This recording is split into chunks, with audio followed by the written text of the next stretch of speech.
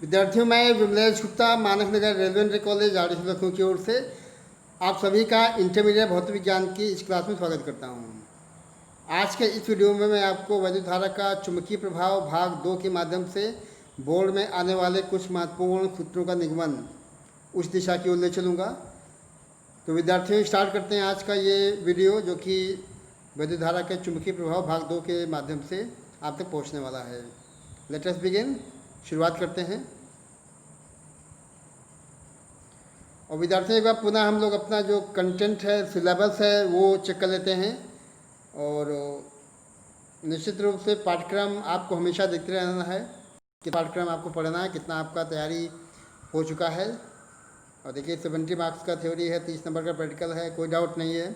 70 में आपका 23 number passing mark है, 30 में से 10 नंबर पासिंग मार्क है, ओवरऑल 33 मार्क्स। ओके, ये आपकी इकाइयाँ हो चुकी हैं।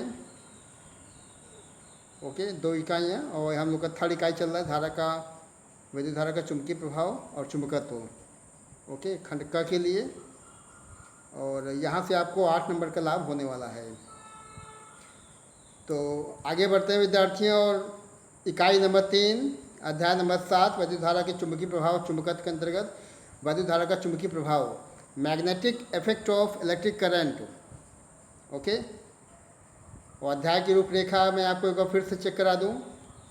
ध्यान दें विद्यार्थियों, अध्याय की रूपरेखा में देखिए, आपका ये प्रस्तावना के अलावा चुंबकीय क्षेत्र की अभिधारणा और स्टेट का प्रभाव, वायु सवर्त का नियम या धारावाही चालक के कारण उत्पन्न चुंबकीय क्षेत्र।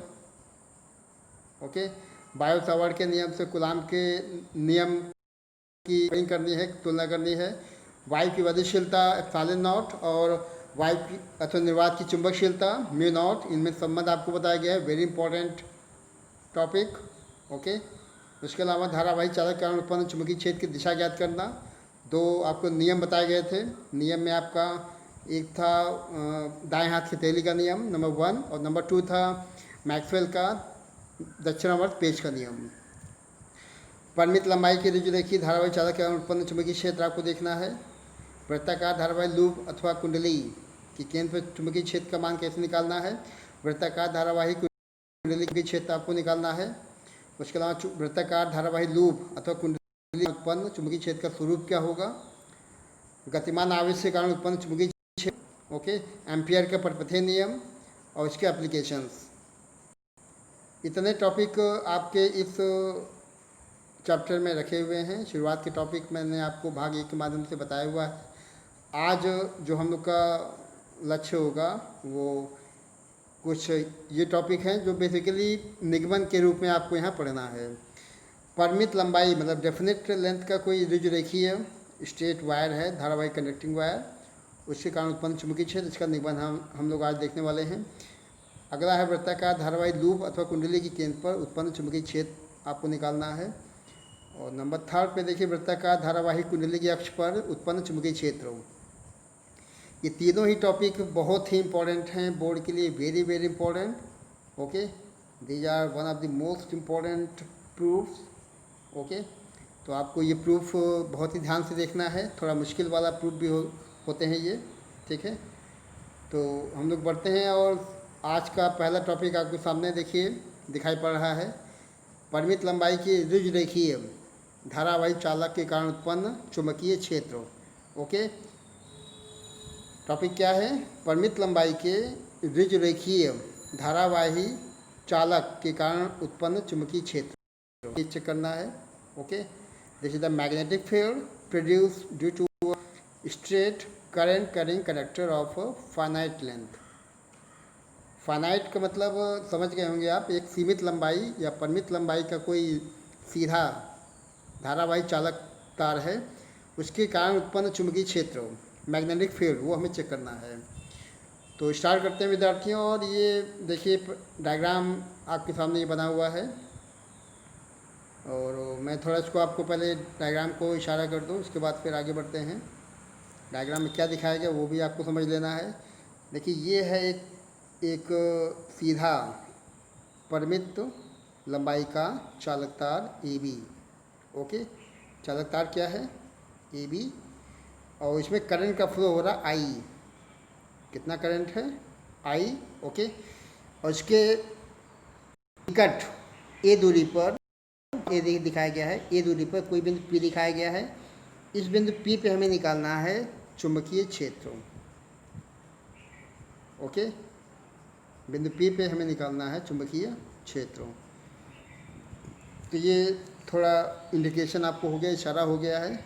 अब बाकी आप इसमें क्या चीज़ें दिखाई गई वो भी आपको समझ लेना है, ध्यान दें। देखिए विद्यार्थियों, इसकी लेंथ तो काफ़ी ज़्यादा है, तो हमें एक्चुअली एक छोटा सा पार्ट लेना पड़ेगा। जैसे ये एक लेंथ का कंडक्टिंग वायर दिखाया गया है, ठीक है ना। इसकी लेंथ हमने मान लीजिए L मानी गई है। ओके, अब हमें क्या करना है कि एक छोटा सा पार्ट CD के फॉर्म में ले लेना है। ओके, इसकी लेंथ कितनी है, इसकी लेंथ दिखाई गई DL। यहाँ से लेकर यहाँ तक की लंबाई कितनी मानी गई है, DL या डेल्टा L। DL या डेल्टा L दोनों एक ही चीज़ें हैं, चाहे DL लिखें चाहे डेल्टा L लिखें, दोनों एक ही सेंस में आएंगे, मतलब अल्पखंड की लंबाई या अल्पांश लंबाई। ओके, अब देखिए विद्यार्थियों, ध्यान देना है आपको कि अगर आपने ये DL माना हुआ है तो ये जो DL का पोर्शन है वो बिंदु P पर कितना एंगल बनाएगा वो आपको दिखाना पड़ेगा।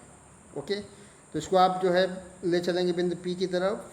देखिए यहाँ मैं लेके आया हूँ, इसको भी लेके इधर आगे बढ़ गया हूँ, और ये एंगल देखिए दिखाया गया है। क्योंकि आपका जो लेंथ है वो DL माना गया है CD को, ध्यान देंगे इतना पोर्शन, इस पर ध्यान देना है आपको। ओके, ये पोर्शन कितना है DL, तो बिंदु P पर जो एंगल बनेगा DL की वजह से वो हमने D फाई मान लिया है। क्या माना है, D फाई। ओके, क्योंकि लेंथ अगर शॉर्ट है, छोटी लेंथ है, तो इसकी वजह से बनने वाला जो एंगल होगा वो भी कम आपको दिखाना पड़ेगा। कितना दिखाया गया है, D फाई। ओके, उसके बाद और चीज़ें समझ लें, जैसे D से E पे लंब गिराया गया है, D से DE as a like perpendicular on CP। Okay, DE लंब है किस पर, CP पर, तो CP पे लंब दिखाया गया है DE के फॉर्म में। एंगल आप शो कर दें, देखिए एंगल, ये जो एंगल बना छोटा सा, डायग्राम को मैं और थोड़ा इतना पोर्शन, या डायग्राम के पहले आप बाकी चीज़ें और थोड़ा समझ लें विद्यार्थियों कि जो मेन एंगल है पहले आप वो शो कर दें, उसके बाद चलता रहेगा। या आपने क्या दिखाया, बिंदु A दिखा दिया है, नीचे बिंदु B दिखा दिया, बिंदु P दिखा दिया है। ये दूरी कितनी दिखा दी है, दूरी हमने A मान ली है। ओके, ये छोटा खंड DL मान लिया है। और एंगल की बात करेंगे तो ये जो नीचे का एंगल है इतना QP, ये है QP, एक समतल रेखा मान ली जाएगी, स्ट्रेट लाइन। उसके नीचे का एंगल जो माना गया वो φ1 है, दिस एंगल इज φ1। और ये पूरा एंगल ऊपर का एंगल, इसको माना गया है φ2। ओके, आपको एक ही चीज़ क्लियर होना चाहिए, कौन सा एंगल कहाँ पे दिखाया गया है। तो एक बार फिर से कर लें, मैंने आपको क्या बताया, QP जो लाइन है ये AB के साथ में, AB देखिए ये है, एंगल आपको दिखाना है पृथक पृथक। तो जो नीचे बिंदु B दिखाया गया उसके साथ में एंगल कितना बन रहा है, उसके साथ में एंगल बन रहा है φ1। और ऊपर का जो पूरा एंगल है ये आपका हो जाएगा φ2। ओके, नीचे कितना हो गया φ1, ऊपर कितना हो गया φ2। ओके, उसके बाद क्या था, उसके बाद मैंने कहा कि डायग्राम को मैं और थोड़ा बड़ा कर लूँ यहाँ पे ऐसे, ताकि नीचे कुछ खास नहीं है, नीचे केवल देखिए आई दिखाया गया है, बिंदु B दिखाया गया है। मेन जो काम होना है इसके QP के ऊपर होना है। तो मैं इसको थोड़ा बड़ा कर लूँ। ओके, अब ठीक है, ये A देखिए दिख गया है, बिंदु P आपको दिखाई पड़ रहा है। तो स्टार्ट करते हैं। बिंदु A देखिए यहाँ पे ऊपर हो गया है, कोई डाउट नहीं है। बिंदु Q हो गया, बिंदु P दिखाया गया है। अब आप ध्यान दें कि जो छोटा पोर्शन आपने लिया है, कितना पोर्शन लिया है, ये CD के फॉर्म में, और CD की लेंथ मानी गई है DL। ओके, अब ये जो DL पोर्शन होगा ये P के साथ में एंगल बनाएगा D phi, no doubt. Okay, और फाई का कॉन्सेप्ट थोड़ा समझ लें। एक्चुअली ये जो डी क्यू भाग है, इतना नीचे वाला डी क्यू पोर्शन जो दिखाया गया नीचे का इतना भाग, ये जो है पी के साथ में एंगल बनाएगा phi. This angle is phi. ये एंगल आपको बिल्कुल क्लियर होना चाहिए, स्पष्ट होना चाहिए, ताकि कोई भी डाउट डायग्राम में ना हो। ओके, तो आपने क्या क्या देखा? आपने अभी देखा कि जो ये डी क्यू भाग है ये एंगल बनाएगा फाई, और ये जो छोटा सा खंड लिया गया है डी एल के फॉर्म में, ये जो है बिंदु पी पर एंगल बनाएगा डी फाई। ओके, चलिए इतना हो गया है। उसके अलावा मैंने क्या किया उसको देख लें। मैंने यहाँ से डी से जो है सी पी पर डी ई के फॉर्म में लंब गिराया हुआ है। D E is perpendicular on C P. Okay, D E जो है ये पोर्शन, ये लंब है सी पी पर, ये एंगल आपका 90 हो जाएगा। और ये जो एंगल बना है छोटा सा इतना, ये थीटा है, इसको नाम देंगे डी सी ई। कितना है ये? थीटा। ओके, क्लियर हो गया है। दूरियां नाप लें। दूरियां देखिए, पहले इसको देख लें, ये आपका दूरी कितना था? ए था। ओके, नीचे दूरी इतनी हो गई। ये जो दूरी नापी गई है डी पी की, ये दूरी आर मान ली गई है। ओके, दूरी कितनी है? आर। ये एंगल फाई हो गया, ये डी फाई हो गया। ऊपर पूरा एंगल इतना, ये आपका पूरा एंगल कितना है? ये आपका फाई टू हो जाएगा। नीचे का पूरा एंगल कितना हो जाएगा? Phi one. Okay, current conductor जो कि धारा आई को लेके चल रहा है ए बी के फॉर्म में, ये मैंने दिखा दिया हुआ है। तो इतना देखिए डायग्राम हो गया है, और डायग्राम की प्रैक्टिस आपको इस प्रकार से कर लेनी है। और इसी लैंग्वेज पे ध्यान देना है कि माना एक सीधा चालक तार ए बी के फॉर्म में दिखाया गया है, जिसमें करंट आई फ्लो होती है। इसके निकट कोई बिंदु पी आपको दिखाया गया है। इस बिंदु पी पे आपको चुंबकीय क्षेत्र बी की गणना करनी है। ओके, बिंदु पी से ध्यान देंगे, बिंदु पी से चालक ए बी पर लंब पी क्यू निश्चित रूप से ये लंब ही है ना, लंब दिखाया गया है। और ये लेंथ हमने कितनी मानी है? लेंथ मानी है ए बी पर छोटा सा खंड या अल्पांश लंबाई सी एल के फॉर्म में दिखाई गई, सी डी के फॉर्म में दिखाई गई है। सी डी की लेंथ कितनी मानी गई है? डी एल के फॉर्म में। ओके, और डी एल की जो बिंदु डी है उसकी पी से दूरी है वो आर मानी गई है। ठीक है, बाकी ये मैंने बता दिया है कि नीचे का जो एंगल बनेगा ये फाई वन हो जाएगा। ऊपर का जो एंगल बनेगा क्यू पी के साथ में ये फाई टू हो जाएगा। ओके, थीटा आपने शो कर दिया है। थीटा इस प्रकार से दिखाया गया डी सी पी के फॉर्म में, और डी फाई शो कर दिया गया है। ओके, तो इतना होने के बाद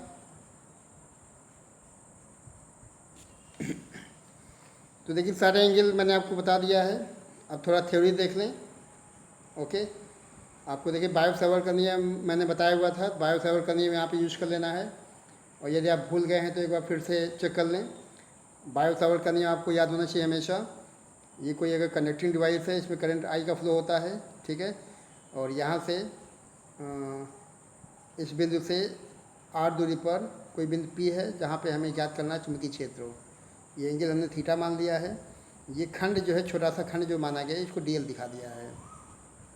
ओके, तो बिंदु पी पर जो बी बनेगा, बिंदु पी पर जो चुंबकीय क्षेत्र बनेगा वो कुछ इन कारकों पर निर्भर करेगा। बी जो होगा वो आई के समानुपाती होगा, बी जो होगा वो डेल्टा एल के समानुपाती होगा। यहाँ डेल्टा लगा दीजिए क्योंकि अल्पखंड लिया गया है, तो जो चुंबकीय क्षेत्र बनेगा वो भी बहुत ही सूक्ष्म बनेगा। और डेल्टा बी का जो मान था वो था साइन थीटा के समानुपाती, और लास्ट में डेल्टा बी जो था वो इनके बीच की दूरी के वर्ग के व्युत्क्रमानुपाती। ओके, इतने फैक्टर्स होते हैं जो कि बिंदु पी पर चुंबकीय क्षेत्र की रचना में भाग लेते हैं, और ये एक्चुअली बायो सेवर्ट का नियम हो जाता है। फिर बाद में देखिए मैंने आपको बताया था B equal to mu naught upon 4 pi. Okay, I delta L sine theta upon R square. Okay, तो ये चीज़ आपको याद कर लेना है, यही है बायो सेवर्ट का नियम। और ऐसे प्रूफ के मौके पे बायो सेवर्ट का नियम यूज करना होगा आपको। ओके, तो डायग्राम मेरे ख्याल से सबको स्पष्ट हो गया है। डायग्राम को मेरे ख्याल से कोई डाउट नहीं होना चाहिए। जब तक ये डायग्राम आप स्वयं नहीं बनाएंगे, किसी भी हालत में बोर्ड के पेपर में आप इसको सफल ढंग से इसका निबंध नहीं कर पाएंगे, साफ बात। ओके, तो इसमें जब आप सफल होना चाहते हैं तो निश्चित रूप से डायग्राम को कई बार बनाना, जितने भी एंगल हैं, जितनी भी दूरियां हैं, आपको ठीक से शो करनी पड़ेगी।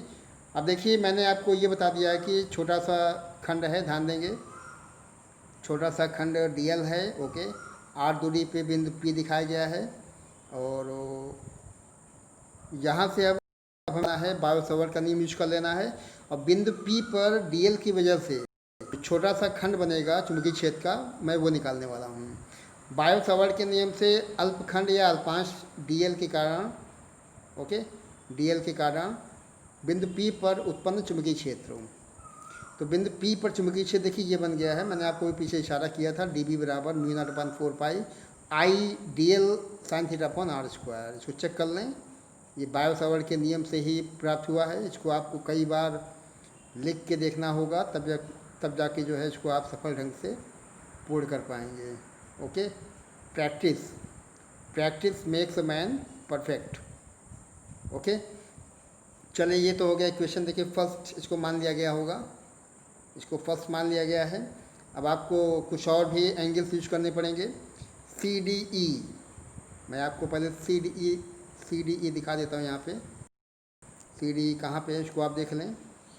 इसके लिए डायग्राम को थोड़ा सा बड़ा कर लूँ, क्योंकि अभी इसी डायग्राम में यूज करना पड़ेगा। ओके, सी डी ई देखिए ये बना हुआ है, सी डी ई। ये एक राइट एंगल ट्रायंगल है, समकोण त्रिभुज है, नो डाउट, क्योंकि ये एंगल 90 का बना हुआ है।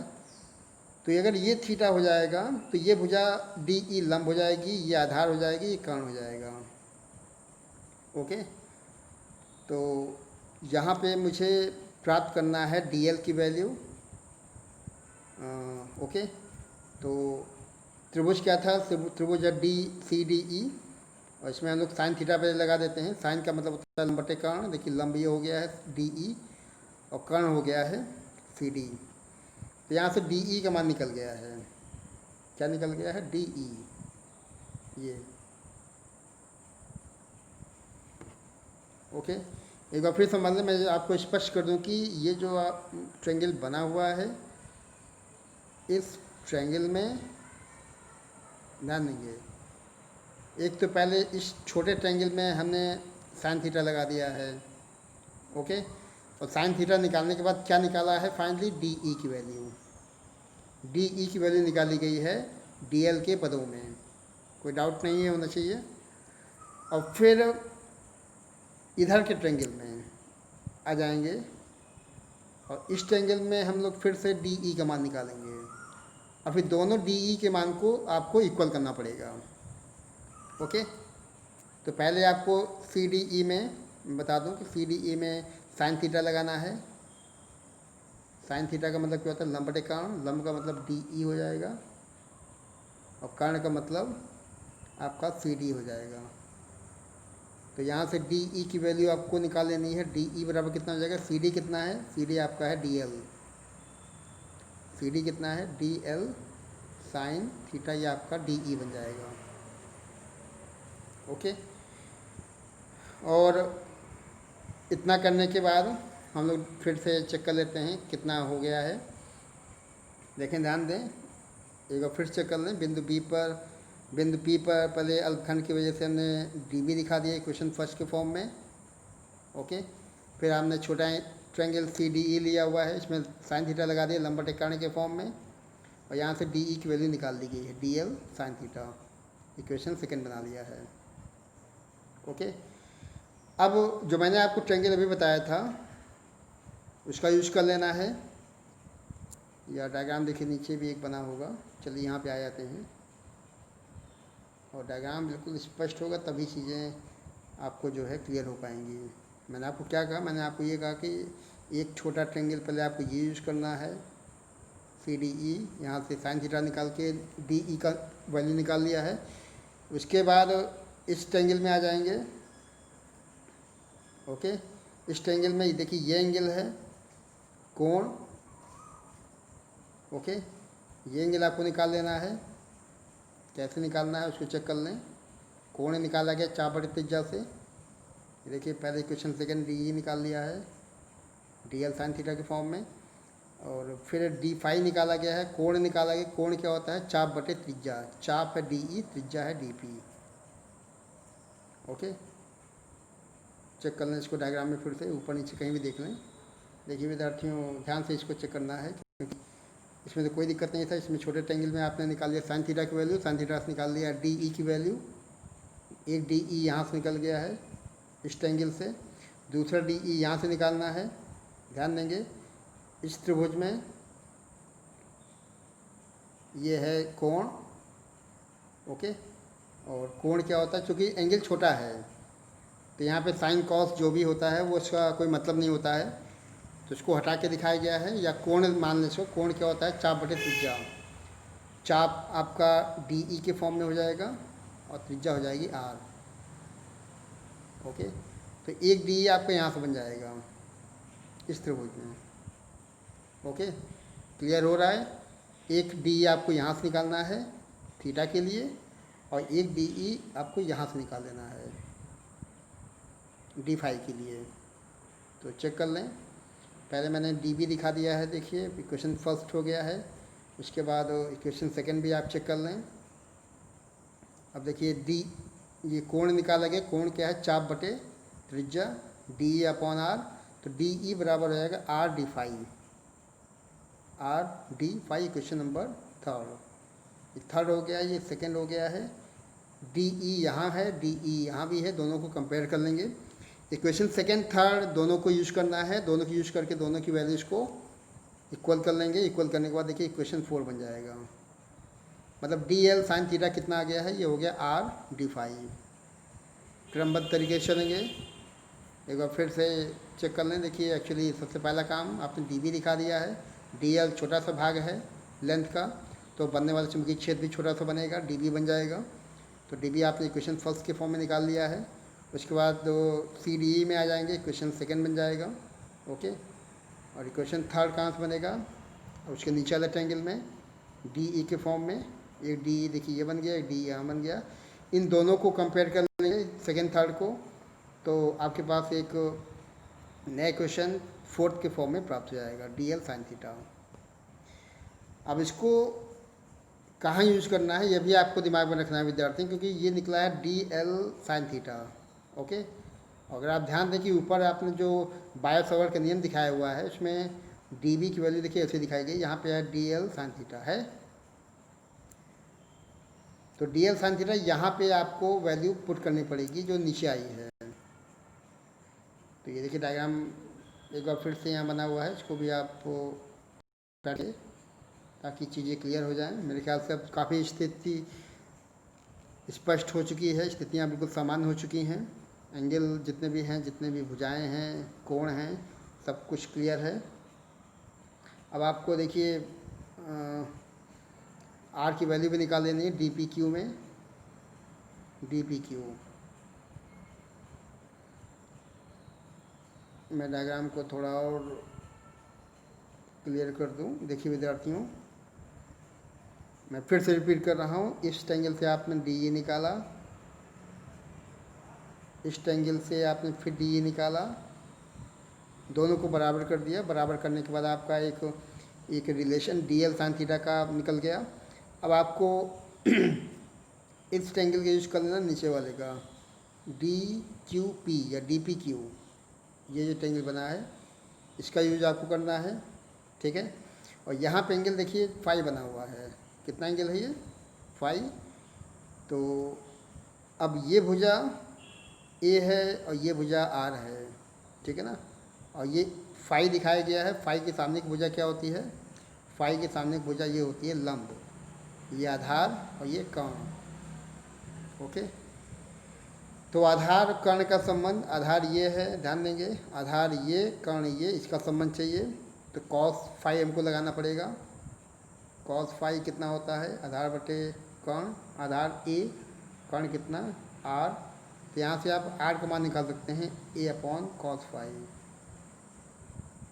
ओके, देखिए भूमिकाएं सब बन चुकी हैं। ये सब क्यों कर रहे हैं वो भी आप समझ लें। एक्चुअली जो आपका ये बिंदु पी पर चुंबकीय क्षेत्र आपको निकालना था बायो सावर्ट के नियम से, इसमें डी बी की वैल्यू आप तभी निकाल पाएंगे जब डी एल साइन थीटा ये मान और नीचे आर का मान फाइंड आउट कर लेंगे। डी एल साइन थीटा हम लोग का निकल चुका था इक्वेशन 4 के फॉर्म में, और आर का मान देखिए अभी आपने निकाला है, ठीक है ना। आर का मान क्या निकाला था उसको एक बार फिर से कर लें। देखिए यहाँ पे आर का मान ये जो मैंने आपको बताया अभी डी पी क्यू में जो है cos phi A upon R के फॉर्म में निकाल दिया, R equal to A upon cos phi. अब ये इक्वेशन नंबर 5 हो गया है। इक्वेशन पहले 4 से जो मान है डी एल साइन थीटा का वो यहाँ रख दिया गया है इक्वेशन नंबर 1 में। ओके, तो यहाँ से डी बी का मान देखिए ये बन गया है। एक्चुअली क्या था, D L sine theta equal to R D phi, ये हमने प्राप्त किया था। तो यहाँ देखिए आर डी फाई ये बन गया है डी एल साइन थीटा की जगह पर, और फिर एक आर यहाँ से कैंसिल हो जाएगा। यहाँ देखिए स्क्वायर था, ऊपर आर था, एक आर कट जाएगा तो ये बच जाएगा, ठीक है ना। अब आपको आर की वैल्यू बता दी गई है, आर की वैल्यू है ए अपॉन कॉस फाई। तो यहाँ पे इस बिंदु पर आपको आर की वैल्यू रखनी पड़ेगी। यहाँ से इक्वेशन 5 में जो आर की वैल्यू मिल रही है उसको यहाँ पुट कर दिया, तो इक्वेशन 5 के बाद ये एक डी बी की वैल्यू इस प्रकार से प्राप्त हो जाती है, ठीक है। इतना काम बहुत ही महत्वपूर्ण है। इतना काम जब आपका हो जाएगा तो काफ़ी हद तक जो है प्रूफ के आधे से ज़्यादा जो पड़ाव की तरफ आप बढ़ जाएंगे। तो ये देखिए डी बी की वैल्यू हो गई है। डी बी की वैल्यू कैसे निकालेंगे इसको आपको पूरा एक क्रमबद्ध तरीके से समझ लेना है। इक्वेशन 1 से लेके 5 तक देखिए बनाए गए हैं। मैं एक बार फिर से आपको रिपीट कर देता हूँ। ओके, इक्वेशन फर्स्ट देखिए यहाँ बना लिया गया है डी बी के फॉर्म में। इक्वेशन सेकंड डी ई निकाला गया है इस फॉर्म में। इक्वेशन थर्ड फिर से डी ई निकाला गया है, ओके, आर डी फाई के फॉर्म में। सेकेंड और थर्ड कंपेयर करने के बाद ये स्थिति बनती है, ओके, इक्वेशन 4 के फॉर्म में। अब आपको आर की वैल्यू निकालनी है, तो आर की वैल्यू निकालने के लिए जो डी पी क्यू एंगल था, कोण ट्रायंगल था, वहाँ से आपने आर की वैल्यू निकाल ली है इक्वेशन 5 के फॉर्म में, ओके। और ये इक्वेशन फर्स्ट में जो है पहले आपको डी एल साइन थीटा की वैल्यू रख देनी है इस फॉर्म में, एक आर कट जाएगा। उसके बाद आर की वैल्यू यहाँ से उठा के इसमें डाल देनी है, ओके। तो ये कॉस फाई ऊपर चला जाएगा और इस प्रकार से एक कॉमन वैल्यू डी बी के फॉर्म में प्राप्त हो जाएगी, ठीक। अब आगे बढ़ेंगे। अब आपको ये ध्यान देना है कि जो एंगल नापे गए थे, ओके, आप इसमें देखें, ध्यान दें। इस डायग्राम में आपको ध्यान देना है विद्यार्थियों कि जो तार ए बी की लेंथ तार शो किया गया है ए बी के फॉर्म में, और बिंदु पी देखिए यहाँ दिखाया गया है, ओके। तो हम लोगों ने डी बी की वैल्यू निकाल ली है। मतलब डी बी का मतलब है बिंदु पी पर इस छोटे से खंड की वजह से बनने वाला चुंबकीय क्षेत्र, ओके। अब आगे क्या करना है कि हमें इस पूरे लेंथ की वजह से निकालना है चुंबकीय क्षेत्र। We have to find out B net magnetic field, okay, naught D B. D B एक पड़ाव है, डी बी आपने निकाल लिया है डी एल की वजह से, ओके। अब आपको बी निकालना है, मतलब चुंबकीय क्षेत्र। चुंबकीय क्षेत्र कहाँ से निकालना है, इस पूरे लेंथ की वजह से निकालना है। तो इसके लिए आपको चेक करना है कि कितना एंगल बन रहा है इस पूरे लेंथ का पी के साथ में। मैंने आपको पहले बताया कि ये जो एंगल बन रहा है नीचे, ये φ1 बन रहा है, और ये जो ऊपर ए और पी के बीच में एंगल बनेगा इसके साथ में, ये कितना बन रहा है φ2। ये आपका नीचे है φ1 और नीचे ऊपर कितना है φ2। और निश्चित रूप से ध्यान देना है कि जो लेंथ नापा गया है नीचे की ओर, ये इसके नीचे जो लेंथ बनेगा, एंगल बनेगा, ये एंगल आपका नेगेटिव में आएगा, और ये जो एंगल ऊपर बनेगा फाई टू के फॉर्म में, ये एंगल प्लस में आएगा। अब एक्चुअली पूरी लेंथ की वजह से हमें निकालना है बी, चुंबकीय क्षेत्र की वैल्यू। ओके, तो इसके लिए आपको ये करना पड़ेगा। तो एक समाकलन होता है तरीका, मेथड, और समाकलन जो लोग बायो के हैं थोड़ा उनको दिक्कत हो सकता है, लेकिन मैथ के विद्यार्थी इंटर वाले फाइनल के वो समझ रहे होंगे कि समाकलन का मतलब क्या होता है। समाकलन का मतलब होता है जोड़। अब आपको पूरी लेंथ की वजह से निकालनी है चुंबकीय क्षेत्र, ओके, तब आपको समाकलन करना पड़ेगा। ये जो चिन्ह बना है ये समाकलन का है, ओके। और इसमें आपको नीचे का एंगल कितना है, ऊपर कितना है, मतलब यहाँ से लेके यहाँ तक, यहाँ से लेके यहाँ तक के लिए तो -φ1 से लेके कहाँ तक, φ2 तक, ये आपका लिमिट हो जाएगा। लिमिट हो जाएगा। नीचे -φ1 दिखा दिया, कितना, φ2 दिखा दिया है। नीचे माइनस क्यों दिखाया, क्योंकि चिन्ह पर पाठी कहती है कि नीचे की वैल्यू जो आप नाप रहे हैं वो नेगेटिव में आएगी, ओके। तो देखिए ये चीज़ है, -φ1 से लेके φ2 तक। देखिए ये φ1 शो कर दिया इसने, और फिर φ2 शो कर दिया हुआ है, दिस इज द φ2। φ1 φ2 जो है विपरीत दिशा में नापे जा रहे हैं, तो φ1 को प्लस नेगेटिव में और φ2 को पॉजिटिव में, ओके। अब देखिए φ1 लिमिट, ये समाकलन हो जाएगा। नीचे कितना दिखा दिया, φ1 नेगेटिव में, और यहाँ कितना दिखा दिया, φ2 पॉजिटिव में, और ये चिन्ह समाकलन का है, मैंने आपको ऊपर दिखाया हुआ अभी, ओके। अब ये चीज़ देखिए यहाँ पे आई है, ये कहाँ से आ रही है समझ लें। एक्चुअली होता क्या है कि जब आपको डी बी मालूम हो, ओके, अब आपसे कहा जाए आप बी निकालिए, डी बी मालूम है, निकालना है बी। डी बी छोटे खंड की वजह से चुंबकीय क्षेत्र है, और बी का मतलब है पूरे लेंथ की वजह से बनने वाला चुंबकीय क्षेत्र। तो इसके लिए तरीका होता है समाकलन, मतलब अगर आप यहाँ लगा दें समाकलन, ये चिन्ह देखिए समाकलन का हो जाएगा, ओके। ये चिन्ह किसका है, समाकलन का। और यहाँ लिमिट भी दिखानी पड़ती है, -φ1 लोअर लिमिट, अपर लिमिट φ2। तब ये dB जो है ये कन्वर्ट हो जाएगा B के फॉर्म में। ध्यान देंगे, this is very important point. और ये आपको अच्छी तरह मालूम होना चाहिए कि जब आप किसी समाकलन किसी भौतिक राशि करते हैं, तो यदि अवकलन के फॉर्म में है तो वो फंक्शन देता है, फलन देता है। तो यहाँ पे चूँकि दिखाया गया है आपका dB, और dB के जब हम करेंगे समाकलन तो हमें क्या प्राप्त होगा, हमें प्राप्त हो जाएगा कुल चुंबकीय क्षेत्र, या हमें बी प्राप्त हो जाएगा, ओके। तो देखिए वही चीज़ किया गया है। अब यहाँ ये सवाल उठना लाजमी है कि ये चीज़ कहाँ से आ रही है, ये वहीं से आ रही है। मैंने आपको क्या बताया, डीबी का समाकलन, और डीबी की वैल्यू मैंने ऊपर आपको दिखाया हुआ है, ये इसको बहुत ध्यान से आपको नोट कर लेना है। देखिए डीबी यहाँ पे हो गया है, यही डीबी जो है आगे जाएगा, ओके। तो देखिए इस फॉर्म में डीबी फॉर्म में प्राप्त हो जाएगा, ये आपका बी आ गया है। चलिए देखिए बी हो गया है। बाकी आपने यहाँ पे लिमिट दिखा दी है, लिमिट आप चेक कर लें कितना कितना है। लिमिट -φ1 से φ2 दिखा दिया है, ये आपका dB की वैल्यू हो गया है। अब इसमें नियम होता है कि जो कांस्टेंट होते हैं वो राशियाँ बाहर कर ली जाती हैं।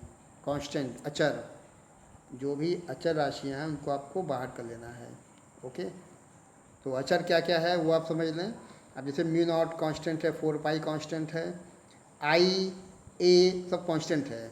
केवल अंदर क्या बचेगा, अंदर बचेगा cos phi D phi, okay. क्योंकि आपका जो पैरामीटर है वो फाई के पदम चल रहा है, तो फाई और डी फाई यही चीज़ें बचेंगी। बाकी जो भी बचेगा वो कांस्टेंट के रूप में बाहर निकल जाएगा, ओके। तो ये देखिए इतना पोर्शन बाहर निकल गया है, cos फाई बचा है। देखिए यहाँ लिख भी दिया है कि ये जो है कांस्टेंट है, ये नियतांक है, अचर है, और जो चीज़ अचर होती है समाकलन में उसको बाहर निकाल लिया जाता है, ओके। अब आपने दिखा दिया है cos फाई, मैथ्स के विद्यार्थी समझ गए होंगे, cos फाई देखिए दिखाया गया है। अब cos फाई का समाकलन होता है sin फाई प्लस में, ओके। cos फाई का समाकलन क्या होता है, जैसे ये लिखा है cos phi cos phi D phi. Okay, इसकी वैल्यू कितनी हो जाएगी, इसकी वैल्यू हो जाएगी साइन फाई। ये फार्मूला है, ये मैथ्स का समाकलन का फार्मूला है। ये आपको चाहे विद्यार्थी मैथ्स का हो या बायो का हो, ये फार्मूला याद होना चाहिए। तो यहाँ पे कॉस फाई का समाकलन साइन फाई हो जाएगा। साइन फाई देखिए नीचे इस प्रकार से दिखाया गया है। ओके, साइन फाई देखिए यहाँ शो किया गया है, बाकी चीज़ें बाहर निकाली गई हैं। लिमिट अब यहाँ दिखा दी जाएगी, इसको और थोड़ा मैं बड़ा कर लूँ, ध्यान से समझें इसको। अब देखिए लिमिट, लोअर लिमिट कितनी थी -5(1), अपर लिमिट कितनी है 5(2), कोई दिक्कत नहीं है। अब आपको लिमिट लगा देनी है। पहले तरीका होता है कि अपर लिमिट लगाते हैं, अपर लिमिट कितना है 5(2), फिर माइनस करके उसमें लोअर लिमिट लगाते हैं, लोअर लिमिट कितना है माइनस का 5(1). ओके, तो यहाँ से जो साइन 5 लिखा है इसको पहले लिखेंगे साइन 5(2) माइनस साइन -5(1). ओके, और विद्यार्थी आप समझ रहे होंगे कि जो साइन निगेटिव थीटा होता है, ये नेगेटिव साइन थीटा बनाता है। ओके, साइन नेगेटिव थीटा क्या होगा, माइनस साइन थीटा हो जाएगा, तो मतलब माइनस यहाँ लग जाएगा, तो ये जो माइनस चिन्ह हट जाएगा, यहाँ क्या बन जाएगा प्लस। तो एक बेहतरीन फॉर्म देखिए इस प्रकार से प्राप्त हो गया है। ओके, पूरे लेंथ की वजह से, पूरी लंबाई की वजह से जो कि चालक तार है, कैसा चालक तार, परिमित लंबाई का रेखीय चालक तार, इसकी वजह से बिंदु P पर बनने वाला चुंबकीय क्षेत्र वो आप यहाँ से निकाल सकते हैं। φ1 आपको मालूम है, φ2 मालूम है, डायग्राम में दिखाया गया है। I का मतलब आप जानते हैं करंट है, धारा जो कि प्रवाहित होती है। A का मतलब है डिस्टेंस, कौन सी डिस्टेंस है, मैं आपको एक बार फिर से डायग्राम शो कर दूं ताकि कोई डाउट ना रहे आपके मन में। देखिए ये आपका डायग्राम। ओके, ये ए देखिए यहाँ शो किया गया है, तो आई ये हो जाएगा, φ1 देखिए नीचे शो किया गया है, φ2 ऊपर हो जाएगा। इतनी चीज़ें आपके निष्कर्ष में निकल रही हैं। हालांकि प्रूफ अभी कंप्लीट नहीं हुआ है, हमें कुछ केस भी लगाने पड़ेंगे, तो चलिए देख लेते हैं कुछ केस भी। और हम लोग का जो केस है उसमें पहले तो इसमें देखिए जो दिशा होगी बी की दिशा, एक्चुअली ये आपने तो बी निकाली तो परिमाण है, ये उसका मैग्नीट्यूड है, जो भी चुंबकीय क्षेत्र निकल रहा है उसका परिमाण हो जाएगा। और यदि इसकी आपको दिशा निकालनी तो दिशा निकालने के लिए दाएं हाथ की हथेली का नियम number 1 right hand palm rule आपको लगाना है। और राइट हैंड पाम रूल आपको देखिए बताया गया था पिछले वीडियो भाग 1 में, मैंने आपको बताया हुआ है ना। तो इसमें क्या था कि यदि ये आपका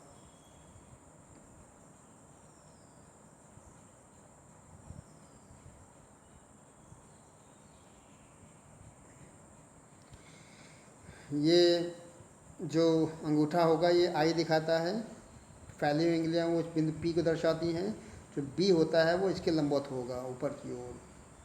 ओके, जो बी की दिशा होगी वो हथेली के लंबवत ऊपर की ओर इसकी बी की दिशा हो जाएगी। बाकी आप भाग 1 में इसको चेक कर लें वीडियो में, और ये बी की दिशा देखिए, ये इस प्रकार से आप प्राप्त कर सकते हैं। कुछ स्पेशल कंडीशंस आप यहाँ देख लें, विशेष स्थितियाँ, क्योंकि ये जो प्रूफ चल रहा है बोर्ड के लिए वेरी इंपॉर्टेंट, 5 नंबर तक के प्रूफ में ये आ सकता है। ठीक है, तो उस हिसाब से आपको तैयारी करनी पड़ेगी। अब देखिए कुछ कंडीशन हम लोग लगा लेते हैं। और पहली कंडीशन ये है कि यदि चालक बिंदु P के दोनों ओर तो दूरी तक जाता है। ओके, अब चालक तार आपने दिखाया हुआ था, यदि वो अनंत दूरी तक जाए, मतलब ये आपका डायग्राम कुछ ऐसा था, बिंदु P हो गया था, एक एंगल ये बन गया था, ये कितना था, ये आपका था φ2, ये कितना है φ1, ये कितना है ये A है, ये B है, ये Q है, इस प्रकार से तमाम चीज़ें हैं। ओके, अब आपको ये चेक करना है कि यदि बिंदु P दोनों ओर अनंत दूरी तक चला जाए, मतलब ये जो आपका बिंदु A है या बिंदु B है बहुत आगे निकल जाए। ओके, बिंदु A है या B है यदि बहुत आगे निकल जाता है, तो ये जो एंगल बनेगा φ1 हो या φ2 हो, दोनों एंगल 90 हो जाएगा। ठीक है, अगर ये बिंदु A बहुत ऊपर निकल जाए, बिंदु B बहुत नीचे निकल जाए, कहाँ तक निकल जाए, अनंत दूरी तक, इन्फानाइट डिस्टेंस कवर करता है, तो उस समय जो फाई 1 फाई 2 होगा वो दोनों एंगल आपका 90 हो जाएगा। ओके, और इसमें फिर आपको जो निष्कर्ष निकला है, यहाँ भी आप साइन 90 लगाएंगे, यहाँ भी साइन 90 लगाएंगे, और साइन 90 आपको मालूम होना चाहिए। साइन 90 कितना होता है? 1। ओके, तो यहाँ 1 + 1 कितना हो गया? 2। तो देखें ये रख दिया है 1 यहाँ, 1 यहाँ, 2 हो गया 2i/a, या P = μ0/2πi/a, न्यूटन प्रति एम्पियर मीटर, ये आपका हो जाएगा। ठीक है, और ये जो है अपरिमित लंबाई के ऋजुरेखीय धारावाही चालक के कारण उत्पन्न चुंबकीय क्षेत्र का सूत्र हो जाएगा।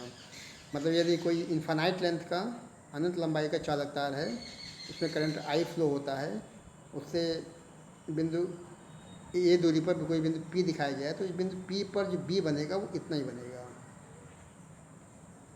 ओके, तो ये पहला निष्कर्ष हो गया है। पहला केस इसमें लगाने के बाद निष्कर्ष इस प्रकार से बनता है।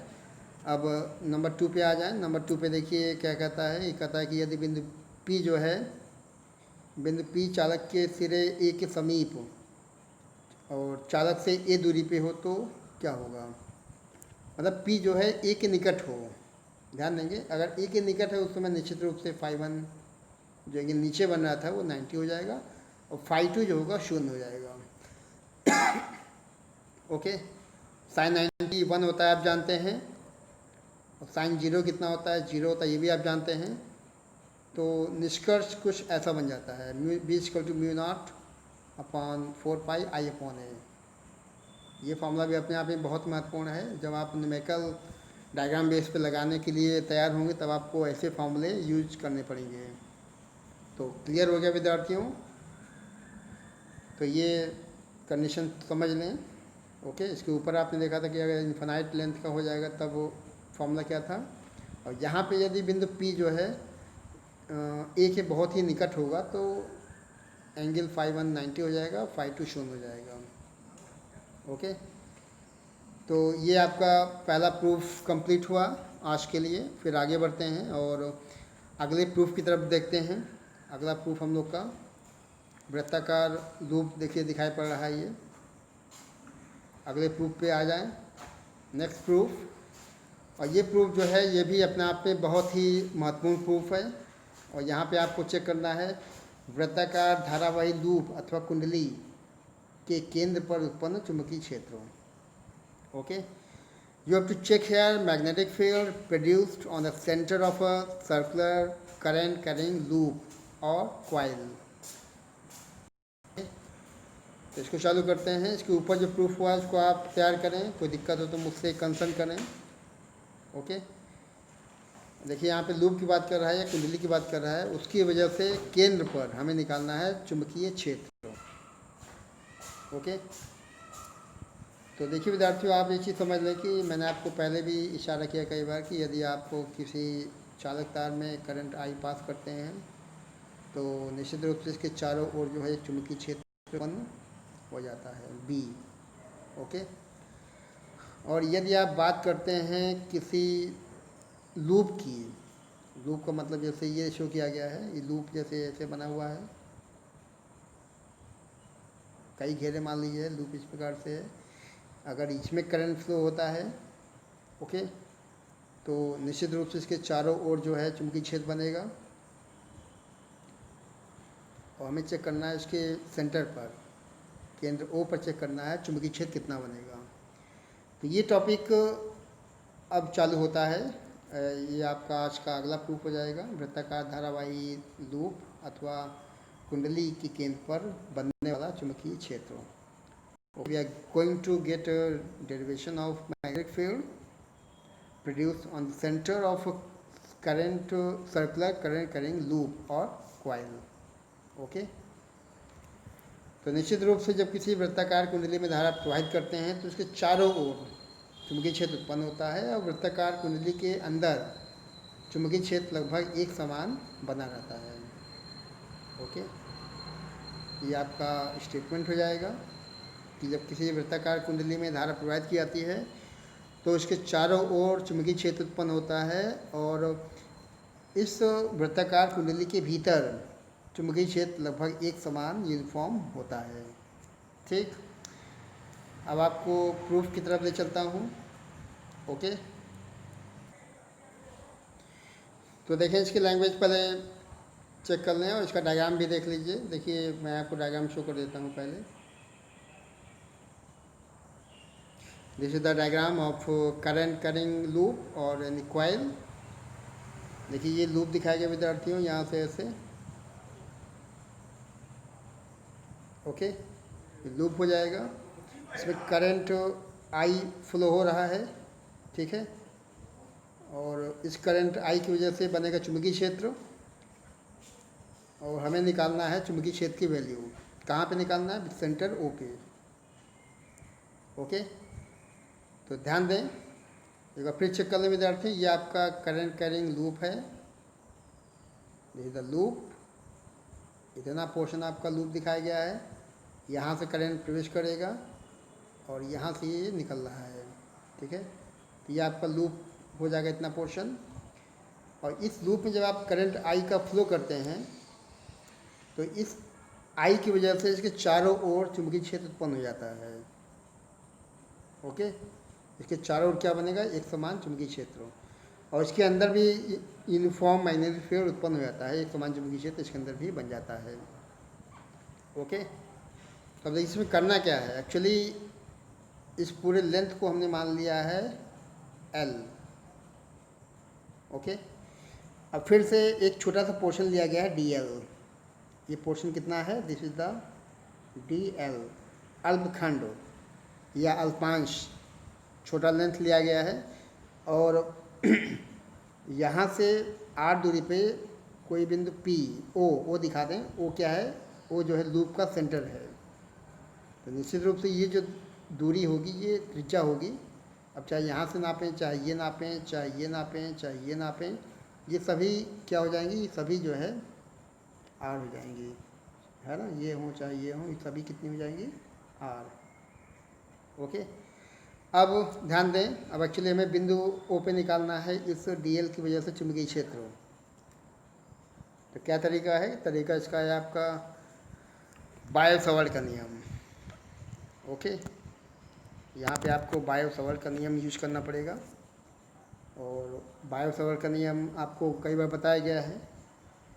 तो चेक कर लें कि बिंदु ओ पर जो बी बनेगा, बी ना कहें बल्कि डी बी कहें। ओके, ध्यान देंगे, अगर आप ये डेल्टा एल दिखाएंगे लेंथ, तब आपको डेल्टा बी दिखाना पड़ेगा, और यदि आप डी एल दिखाएंगे तो चुंबकीय क्षेत्र डी बी बनेगा।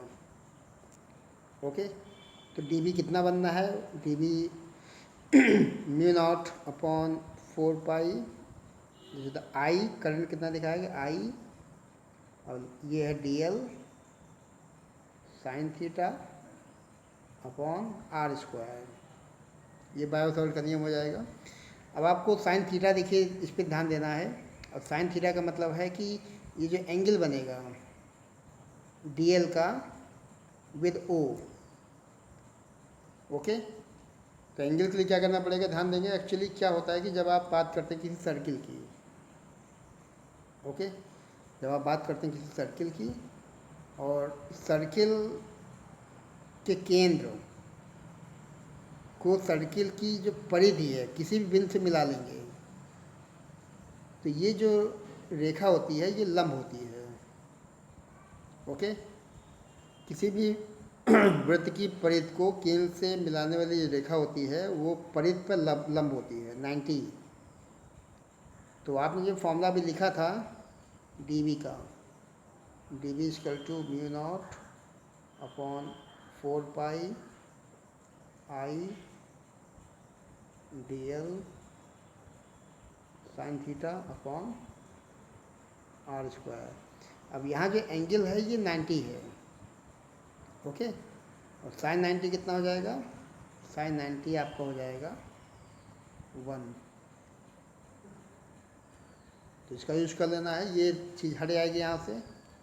ओके, क्या बचेगा? बचेगा केवल डी की वैल्यू, इस पदों में डी बचेगा mu naught upon 4 pi I D L upon R square, इतना चीज़ बचेगा। ये ध्यान देना है, ये जो डीबी निकल रहा है ये छोटे से खंड की वजह से चुंबकीय क्षेत्र है। ओके, और हमें निकालना है पूरे लूप की वजह से या पूरे कुंडली की वजह से बिंदु ओ पर, केंद्र ओ पर बनने वाला चुंबकीय क्षेत्र। ओके, तो आगे बढ़ें और लैंग्वेज देखिए, चेक कर लेगा फिर से, कोई ख़ास लैंग्वेज नहीं है। और लैंग्वेज आपको हमेशा समझ के लिखना है, रटना नहीं है। अब एक्चुअली इसने देखिए यहाँ से लेके यहाँ तक की लंबाई को कई छोटे छोटे टुकड़ों में बांट लिया है, ठीक है ना, कई छोटे छोटे खंडों में, एक समान खंडों में बांट लिया है। और एक छोड़ लिया है डीएल, और इस डीएल की वजह से बिंदु ओ पर बनने वाला चुंबकीय क्षेत्र दिखा दिया है डीवी के फॉर्म में। कोई दिक्कत नहीं है, जो मैंने आपको भी बताया था वही चीज़ देखिए यहाँ लिखा गया है। तो ये डीवी का मान हो जाएगा। और फिर मैंने क्या कहा था कि ये जो डीएल है वो ओ के साथ में एंगल 90 बनाएगा। उसकी लैंग्वेज देखिए ये शो किया गया है, ठीक है ना, कि परिध के किसी भी बिंदु की बात करेंगे, उस बिंदु और त्रिज्या आर के बीच का जो एंगल बनेगा वो हमेशा 90 डिग्री होगा। और साइन 90 1 होता है, ये आपको मैंने बताया अभी। साइन 90 यहाँ से डिसअपियर हो जाएगा, कर देंगे आप लोग, और यहाँ से बनेगा डीबी का मान इतना। ये डीबी का मान हो गया है। अब केंद्र ओ पर आपने डीबी दिखा दिया है। और यही डीबी एक्चुअली जितने भी आप डीएल दिखाएंगे उन सभी डीएल के लिए बनने वाला डीबी इतना ही होगा, सेम। अब हमें निकालना है संपूर्ण अल्पांशों, जितने भी अल्पांश हैं सबको, सबकी वजह से कुंडली के केंद्र ओ पर उत्पन्न चुंबकीय क्षेत्र। ओके, तो आपको मतलब बी निकालना है। क्या निकालना है? बी। तो देखिए मैंने आपको अभी पीछे जो प्रूफ था उसमें तरीका देखिए क्या था, उसमें डी भी दिया गया था, आपने समाकलन कर दिया था, लिमिट लगा दिया, लोअर लिमिट अपर लिमिट, और ये बी बना दिया। ठीक, यहाँ पे हम लोगों ने समाकलन का मतलब जोड़ होता है, एडिशन होता है, योग होता है, समाकलन। तो आप समेशन भी दिखा सकते हैं, सिग्मा। क्या बना है ये बना है सिग्मा। इसका भी मतलब होता है जोड़। मतलब एक छोटे खंड डीबी डीएल की वजह से अगर डीबी बना है तो एल की वजह से कितना बी बनेगा। और जितना भी डीएल आप लेंगे परिध पर, उन सभी की वजह से डीबी बनेगा और सबकी वैल्यू समान होगी। तो यदि हम समेशन लगा दें, सिग्मा लगा दें, तो हमें कुल चुंबकीय क्षेत्र जो कि केंद्र ओ पर उत्पन्न होने वाला है वो प्राप्त हो जाएगा। ओके, तो देखिए यहाँ सिग्मा लगा दिया है, सिग्मा यहाँ लगा दिया इसमें। और यहाँ जो कांस्टेंट है इसको फिर से बाहर निकाल लिया है। कांस्टेंट देखिए इस फॉर्म में अलग हो जाएगा, बाहर निकल जाएगा। कांस्टेंट जो है बाहर निकल जाएगा, μ0/4 आई अपॉन आर स्क्वायर बाहर कर लेंगे, और बचेगा सिग्मा डीएल। क्या बचेगा? Sigma DL. सिग्मा डीएल का मतलब है परिध की लंबाई, वृत्ताकार कुंडली है या लूप है, उसकी परिध की लंबाई आपको नाप लेनी है। ओके, देखिए ये एक फिर चेक कर लें, हम लोग बिल्कुल आखिरी पड़ाव पे आ चुके हैं। इसमें लिखा गया था सिग्मा डीएल। क्या लिखा है? Sigma DL. सिग्मा डीएल मतलब है, इसको आप ऐसे समझें, एक्चुअली क्या था कि यहाँ से लेके यहाँ तक का आपको जो लूप था या कुंडली थी, उसको हम लोगों ने कई छोटे छोटे खंडों में बांट लिया है, और प्रत्येक खंड की लंबाई कितनी मापी गई है? डीएल। ओके, तो यदि हमें सिग्मा डीएल निकालना है, सिग्मा डीएल का मतलब है निश्चित रूप से जितने भी डीएल आपने कट किए इस प्रकार से लूप को, तो यहाँ से लेके यहाँ तक की लेंथ, यही सिग्मा डीएल है। और ये वास्तव में वृत्त की परिधि है, circumference of the loop of the current carrying loop. Okay, तो एक्चुअली अब यहाँ जो डी एल की समस्या थी, समेशन डी एल की समस्या, वो थी वृत्त की परिधि या लूप की परिधि। अब परिधि होता है 2πr। ओके, तो जहाँ पे डी एल शो किया गया है वहाँ पे हम लोग क्या लिख देंगे? वहाँ लिख देंगे पाई आर। देखिए यहाँ शो किया गया है, जो आपका सिग्मा डी एल है वो 2 पाई आर हो जाएगा, मतलब वृत्ताकार कुंडली की परिधि की लंबाई। ओके, अब आपको 2 पाई आर शो कर देना है। 2 पाई आर देखिए यहाँ रख दिया है, तो एक आर कम हो जाएगा और 2 पाई पाई पाई पाई कट जाएगा, 2 से 4 कट जाएगा, तो ये बचेगा आंसर। जो बी की वैल्यू निकलने वाली है वो ये बन जाएगी। ओके, ये है किसी वृत्ताकार कुंडली जो कि धारावाहिक कुंडली है, ये लूप है के कारण उसी केंद्र ओ पर बनने वाला चुंबकीय क्षेत्र।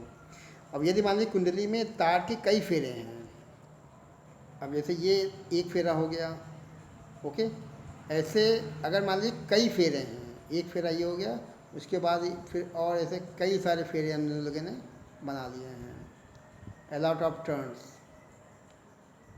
अगर कई सारे फेरे आप दिखाएंगे, कितने फेरे दिखाने हैं, n। ओके, कितने फेरे हो गए हैं, n। तो यहाँ पे आप एक फेरा है तो ये भी बन रहा है। ओके, समझ लें इसको, एक फेरा है तो ये भी बनेगा, 2 फेरा होगा तो यहाँ से 2 से गुणा कर लेंगे, 3 फेरा होगा तो 3 से गुणा कर लेंगे, 4 फेरा होगा तो 4 से कर लेंगे। अगर n फेरे हैं तो n से गुणा हो जाएगा। मतलब यदि कुंडली में तार के रहे हैं तो कुंडली के केंद्र पे उत्पन्न होने वाला चुंबकीय क्षेत्र प्राप्त कर सकते हैं μ0 Ni/2r। ओके, न्यूटन प्रति एम्पियर मीटर। और अब इसकी दिशा भी आपको चेक कर लेनी है विद्यार्थियों। वृत्ताकार कुंडली केंद्र ओ पर चुंबकीय क्षेत्र बी जो दिशा होगी कुंडली के तल के लंबवत होनी। ओके, और देखिए थोड़ा हिंट दिया गया कि यदि मान लीजिए वामावर्त दिशा है तो ऊपर की ओर होगी और दक्षिणावर्त है तो अंदर की ओर होगी।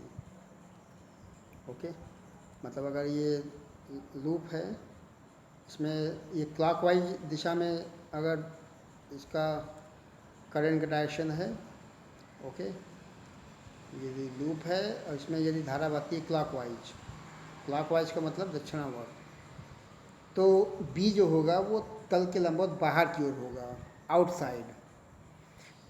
और यदि एंटी क्लॉकवाइज शो किया गया है, ओके, एंटी क्लॉकवाइज में ऐसे शो किया गया है, धारा ऐसे बहती है एंटी क्लॉकवाइज, तो इसकी वजह से जो बी बनेगा उसकी दिशा कागज के तल के लंबवत अंदर की ओर होगी।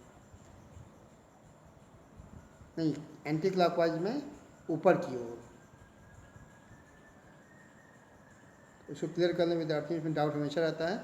अब एक्चुअली जब आप डायग्राम बेस्ड क्वेश्चन लगाएंगे तो उसमें आपको B1, B2, B3 इत्यादि निकालने पड़ेंगे, उसकी दिशा भी दिखानी पड़ेंगी। दिशाओं के आधार पर ही इसको आप जोड़ेंगे या घटाएंगे। एक बार फिर समझ लें, यदि पहले क्लॉकवाइज दिखा दें, क्लॉकवाइज में, क्लॉकवाइज का मतलब घड़ी की सुइयों की दिशा में, ओके, अगर करंट फ्लो होता है तो यहाँ से जो बी बनेगा उसकी दिशा अंदर की ओर होगी, इनसाइड। ओके, अगर क्लॉकवाइज दिशा में अगर धारा फ्लो होता है तो जो बी बनेगा वो इनसाइड, अंदर की ओर हो जाएगा। और यदि मान लीजिए एंटी क्लॉकवाइज है इस प्रकार से, तो एंटी क्लॉकवाइज की वजह से बाहर की ओर बनेगा बी। क्लॉकवाइज में अंदर की ओर, नीचे की ओर, कागज के तल के लंबवत नीचे की ओर, और एंटी क्लॉकवाइज में या वामावर्त दिशा में जो बी की दिशा होगी वो ऊपर की ओर होगी, कागज के तल के लंबवत या कुंडली के तल के लंबवत ऊपर की ओर। तो ये चीज़ें आपको स्पष्ट होनी चाहिए। ओके, और तो ये प्रूफ देखिए हो गया विद्यार्थी, इसको भी आपको चेक कर लेना है। बढ़िया प्रूफ है ये, बोर्ड में अक्सर पूछा जाता है और बड़े नंबर में आता है। ठीक है, तो ये आपका प्रूफ था वृत्ताकार धारावाहिक लूप अथवा कुंडली के केंद्र पर उत्पन्न चुंबकीय क्षेत्र। इसका डायग्राम मैंने स्पष्ट कर दिया है और बहुत मुश्किल प्रूफ नहीं है, बस कुछ चीज़ें आपको ध्यान रखनी पड़ेंगी। ओके, उसके बाद ये आपका जो निष्कर्ष है, निष्कर्ष में एन लगा के इसको समापन करेंगे और फिर इसकी बी की दिशा भी आपको शो कर देनी है कि बी जो होगा वो कैसा होगा, वो ऊपर की ओर की दिशा होगी या नीचे की ओर दिशा होगी। और इसी के आधार पे आपको अगर 3-4 चुंबकीय क्षेत्र किसी एक ही तल पे दिखाए गए हैं तो उनको आपस में जोड़ना है, घटाना है, वो आपको तभी स्पष्ट हो पाएगा जब आपको बी की दिशा स्पष्ट होगी कि लंबवत ऊपर की ओर है अथवा नीचे की ओर है। ओके, तो विद्यार्थी ये आपका magnetic effect of electric current आगे बढ़ता हुआ। ओके, और आगे हम लोग बढ़ाते हैं। देखिए, this is the magnetic effect of electric current.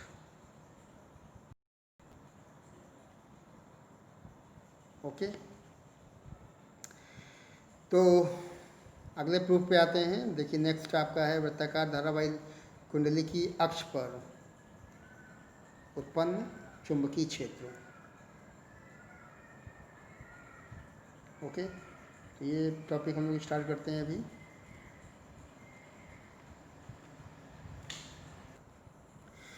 तो विद्यार्थियों, आज का देखिए ये आपका थर्ड प्रूफ जो कि वृत्ताकार धारावाही कुंडली की अक्ष पर उत्पन्न चुंबकीय क्षेत्र के नाम से है।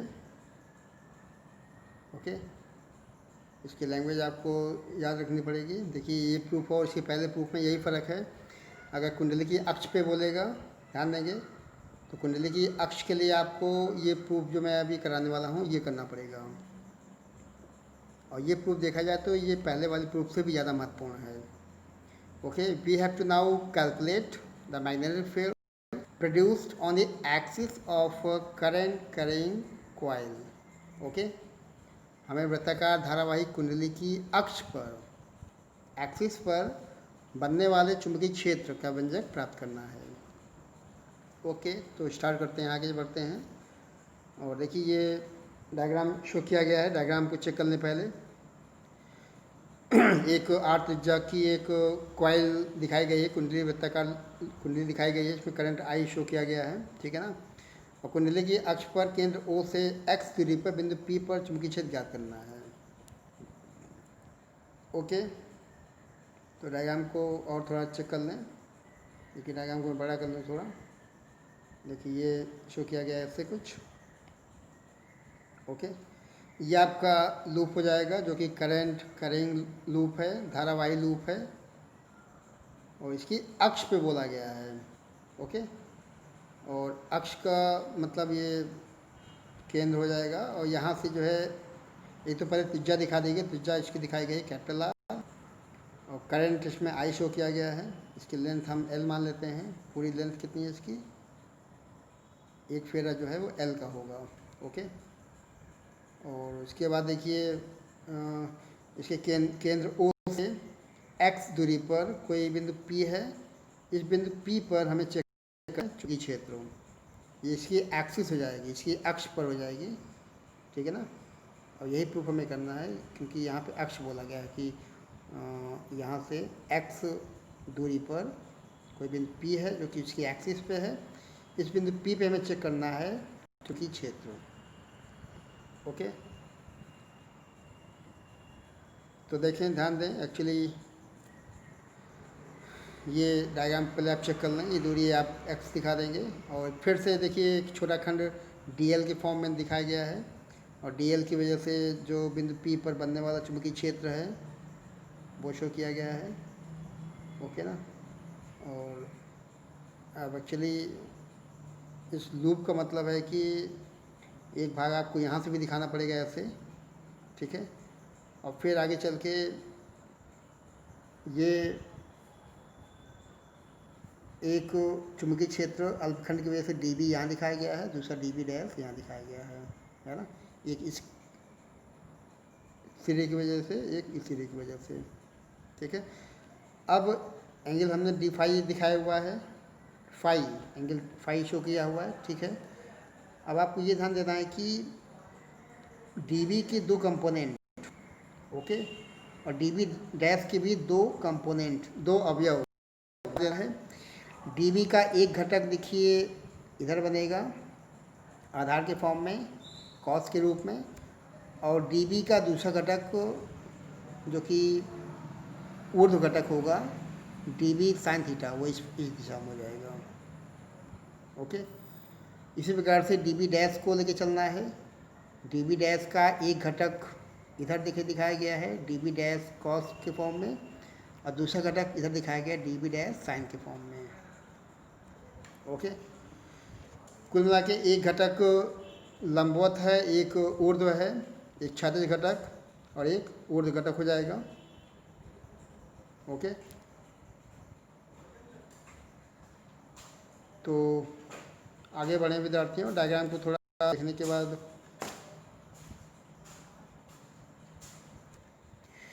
तो देखिए विद्यार्थी, ये आपका डायग्राम हो गया है। तो जार की वृत्ताकार कुंडली जिसमें धारा आई आपने शो की हुई है, और निश्चित रूप से कुंडली के अक्ष पर केंद्र ओ से एक्स दूरी पर कोई बिंदु पी दिखाया गया है, वहाँ पे आपको चुंबकीय क्षेत्र बी का मान ज्ञात करना है। ओके, डायग्राम मैंने आपको दिखा दिया है। डायग्राम में देखिए फिर से कुंडली के शीर्ष लंबवत बाहर की ओर एक अल्पखंड डीएल के फॉर्म में दिखाया गया है, और डीएल से जो है आर की दूरी पर कोई बिंदु पी शो किया हुआ है। ओके, और तो निश्चित रूप से बिंदु पी पर जो बनने वाला डी बी होगा छोटे खंड की वजह से बायो-सवर्ट का नियम यहाँ फिर यूज करना है। ओके, आप समझ रहे होंगे जो आपने ये लिया था लूप। ओके, और लूप में ये पोर्शन आपने डीएल माना है छोटा सा, और यहाँ से जो ये दूरी है ये आर है। ओके, ये एक्स माना हुआ है, बिंदु पी दिखाया हुआ है। तो ये जो दूरी आर है, इस दूरी आर दूरी पर बिंदु पी पर बनने वाला चुंबकीय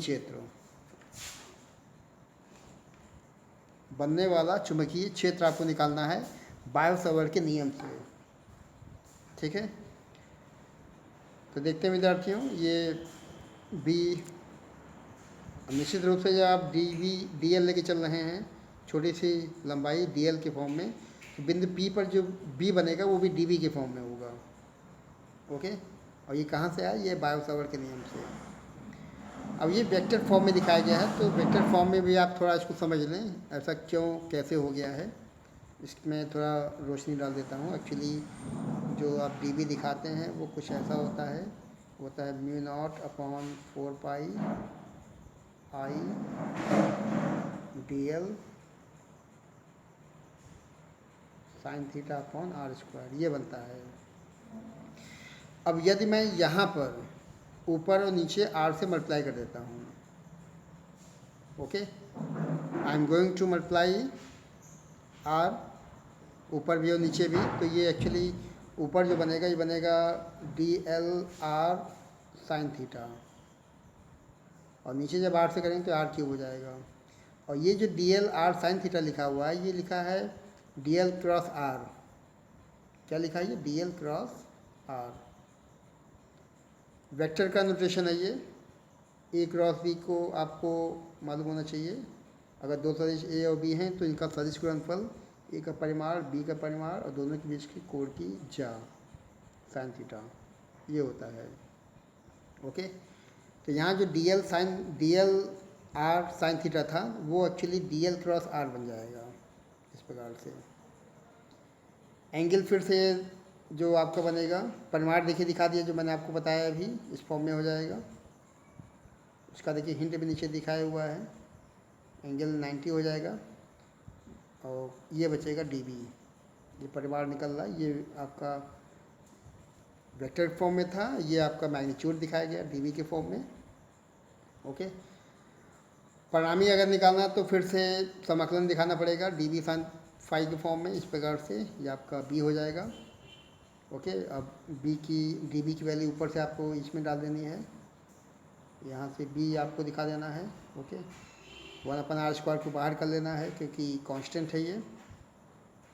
और निश्चित रूप से अब साइन फाई मेन इसमें करेक्टर है, मेन रोल साइन फाई का होगा, तो साइन फाई को आपको दिखाना पड़ेगा। ठीक है, और sine phi that is definitely R upon small R. Check करना डायग्राम में साइन फाई लेके चल रहा है, यहाँ ध्यान दें, इसकी बात हो रही है एक्चुअली इस ट्रायंगल की। ओके, इस ट्रायंगल में ये एंगल कितना है? फाई है, ये लंब हो जाएगा। ओके, और ये कर्ण हो जाएगा। लंब और कर्ण का संबंध कौन देता है? साइन देगा। तो साइन फाई लगा देंगे यहाँ पे। साइन फाई का मतलब होता है लंब बटे कर्ण, R upon small R. Okay, तो वही चीज़ देखिए यहाँ शो किया हुआ है। साइन फाई जहाँ पे था वहाँ पे आर अपॉन स्मॉल आर दिखा दिया है। ठीक है, साइन फाई हो जाएगा R upon small R. Diagram से इसने शो कर दिया है। अब आपको देखिए क्या लेके चले थे हम लोग डी बी से फाई हम लोग निकाल लिया है, यहाँ तक आ चुके हैं। साइन फाई की वैल्यू क्या रख देनी है? आर अपॉन स्मॉल आर, ये रख देना है। ठीक है ना। ई का पहले चल रहा है स्क्वायर के फॉर्म में, क्यूब बना देगा फिर ये, और फाइनली डी एल बचा है ये अंदर। ओके, और डी एल है समाकलन के फॉर्म में क्या दिखाया गया है, ध्यान देंगे। ये ऐसे समाकलन ना डी एल बना है। इसका मतलब है कि पूरे लूप या कुंडली की लंबाई परिध हो जाएगी। परिध होता है 2 पाई त्रिज्या। त्रिज्या कितनी? Capital R. ओके, तो ये हो जाएगा 2 पाई आर, जो कि कुंडली की परिधि बन जाएगी। ओके, और अब आपको चेक कर लेना है कि क्या संबंध है इन तीनों में। तीनों का मतलब एक्स में, आर में और स्मॉल आर में। ये चीज़ आपको स्पष्ट होनी चाहिए। डायग्राम फिर ध्यान दें, ये कैपिटल आर दिखाया गया है, ये एक्स शो किया हुआ है, और ये स्मॉल आर दिखाया हुआ है। अब समकोण त्रिभुज जाइए, निश्चित रूप से ये 90 डिग्री हो जाएगा। तो यहाँ से जो कर्ण है आर का square equal to capital R का स्क्वायर प्लस एक्स का स्क्वायर। ओके, ये चीज़ प्राप्त हो जाएगी। तो ये चीज़ आपको नीचे यहाँ पे प्रूफ में दिखा देनी है। आर की वैल्यू देखिए इस प्रकार से दिखाई गई है, रूट लगा के। तो D L actually 2 pi R हो जाएगा। ये 2/4 से ये 2 बचेगा यहाँ पे। आर नीचे आ जाएगा, जो कि स्मॉल आर नीचे बचेगा। ठीक है, तो ये आपका पावर चेक कर लेंगे। पावर एक्चुअली यहाँ 3 दिखाई गई, यहाँ हाफ दिखाई गई है, ये 3/2 हो जाएगा। ओके, और फिर यदि मान लीजिए कुंडली में तार के n फेरे हैं, तो उसके लिए n से मल्टीप्लाई कर देना है। इस निष्कर्ष में n से मल्टीप्लाई करने का मतलब जो b का मान हो जाएगा कुछ ऐसा बन जाएगा। ओके, तो ये कुल चुंबकीय क्षेत्र या कुल चुंबकीय प्रेरण b का मान इस प्रकार से प्राप्त हो जाएगा इक्वेशन सेकंड के फॉर्म में। और b जो दिशा होगी कुंडली की अक्ष के अंदिश हो जाएगी। ठीक है ना। कुंडली केंद्र पे x का मान 0 हो जाएगा, तो केंद्र पे ये बन जाएगा। ये वही निष्कर्ष है जो आपने अभी ऊपर के प्रूफ में देखा था। कुंडली केंद्र पे अगर बात करता है चुंबकीय क्षेत्र की, तो b का मान यहाँ से प्राप्त हो जाएगा। ओके, और ये देखिए डायग्राम फिर से शो किया गया है। डायग्राम को आप बार बार चेक करते रहें। ओके, और इसके निष्कर्षों को आप देखते रहें। और परिणामी जो निकाला गया उस पर भी आपको ध्यान दें कि ये एक्चुअली इतना क्यों लिया गया है, क्योंकि बाकी जो इसके कंपोनेंट्स हैं कॉस वाले, दोनों ही कंपोनेंट आपस में कैंसिल हो जाएंगे। Okay, D V cos, D V dash cos दोनों सेम परिमाण के होंगे। दिशाएं अलग अलग हैं। ये दिशा देखिए इधर दिखाई गई है, दिशा नीचे दिखाई गई है। दोनों कैंसिल आउट हो जाएंगे, केवल ये बचेगा, दोनों जुड़े आएंगे। नेट निकालना है तब। ओके, तो ये अक्ष की अवस्था में या जो अक्ष पर उत्पन्न चुंबकीय क्षेत्र का व्यंजक प्राप्त हो जाएगा। तो इसको आप ध्यान से समझ लें। ओके, और इसके जितने भी स्टेप्स हैं इसको आपको क्लियर कर लें। और हम लोग आते हैं अपने लास्ट निगमन पर, जो कि गतिमान आवेश के कारण उत्पन्न चुंबकीय क्षेत्र है। Okay, we are now going to start here the last topic for today, and that is the magnetic field produced due to a moving charge. Okay, देखिए विद्यार्थी जी, आप समझ लें कि यदि आप बात करते हैं किसी स्थिर आवेश की, मतलब कोई आवेश Q अगर स्थिर है, रुका हुआ है ना, तो इस स्थिर आवेश की वजह से उत्पन्न होगा इलेक्ट्रिक फील्ड, वैद्युत क्षेत्र। ओके, और यदि यह आवेश गतिमान होगा, तो वहाँ पे इलेक्ट्रिक फील्ड और साथ में मैग्नेटिक फील्ड दोनों उत्पन्न होगा। ओके, क्लियर है? यदि कोई आवेश स्थिर है तो उसके चारों ओर इलेक्ट्रिक फील्ड या वैद्युत क्षेत्र उत्पन्न होता है, नंबर 1। और यदि वो गतिमान है तो वहाँ पर वैद्युत और चुंबकीय दोनों क्षेत्र उत्पन्न होते हैं। Okay, this is very very important point, इसको आपको हमेशा ध्यान रखना है। बहुविकल्पी भी क्वेश्चन आ सकते हैं इस तरह के। स्थिर आवेश है तो वहाँ केवल वैद्युत क्षेत्र, और गतिमान आवेश है तो वहाँ इलेक्ट्रिक फील्ड और साथ में मैग्नेटिक फील्ड, ये दोनों उत्पन्न होते हैं। ओके, और यहाँ पे हम लोग का टॉपिक है moving charge. We have to check the magnetic field produce due to a moving charge. Okay, तो डायग्राम भी चेक कर लें, कुछ खास नहीं है इसमें। एक्चुअली एक डायग्राम देखिए यहाँ शो किया गया है, क्यू कूलाम का आवेश शो किया गया है और कागज तल के दिशा में b वेग से गतिमान है। ओके, और गतिमान आवेश के कारण गति की दिशा से थीटा कोण पे r की दूरी पर बिंदु P पे हमें चेक करना है चुंबकीय क्षेत्र का मान। तो क्यू कूलाम का जो आवेश है वो कागज के तल के दिशा में b वेग से गतिमान है, ठीक है, ये आपको चेक कर लेना है। और गतिमान आवेश के कारण उसी गति की दिशा से थीटा कोण पे r दूरी पे कोई बिंदु P है जहाँ पे हमें चुंबकीय क्षेत्र B की मान ज्ञात करनी है। ओके, और चुंबकीय क्षेत्र अगर आपको ज्ञात करना है तो इसके लिए गतिमान आवेश को धारा की समतुल्य मानना पड़ेगा। और यदि Q आवेश बहुत कम समय अंतराल में, डेल्टा T समय अंतराल में डेल्टा L दूरी तय करता है तो धारा कितनी होगी? निश्चित रूप से आपने Q बराबर I/T पढ़ा हुआ है। ओके, समय बहुत ही कम दिखाया गया डेल्टा T, तो I का मान Q/डेल्टा T एम्पियर, या आप ये दिखा देंगे इक्वेशन फर्स्ट के फॉर्म में। ओके, इक्वेशन फर्स्ट देखिए बन गया है, जो कि समतुल्य धारा के फॉर्म में, I/Q/T के फॉर्म में। चलिए कि दूरी निकाल लेना है। दूरी का फॉर्म होता है वेग इंटू समय या चाल इंटू समय, तो V इंटू डेल्टा T दिखा देना है, ठीक है। अब आपको I डेल्टा L धारावाही अल्पांश के कारण दूरी r पर उत्पन्न चुंबकीय क्षेत्र निकाल लेना है, ठीक है। डायग्राम को फिर चेक कर लें। एक्चुअली आवेश यहाँ पे गतिमान है जो कि Q के फॉर्म में दिखाया गया है b वेग से, ठीक है ना। तो यहाँ से थीटा एंगल पे r की दूरी पे कोई बिंदु P शो किया गया है। इसी बिंदु P पे हमें निकालना है b की वैल्यू। तो इसके लिए हम लोगों ने क्या किया, पहले I निकाल लिया है एम्पियर के पदों में Q/डेल्टा T के फॉर्म में। दूरी निकाल लेनी है B डेल्टा T के फॉर्म में। B निकाल लेना है चुंबकीय क्षेत्र बायो सावर्ट के नियम से, μ0/4 पाई I delta L sin θ/r²।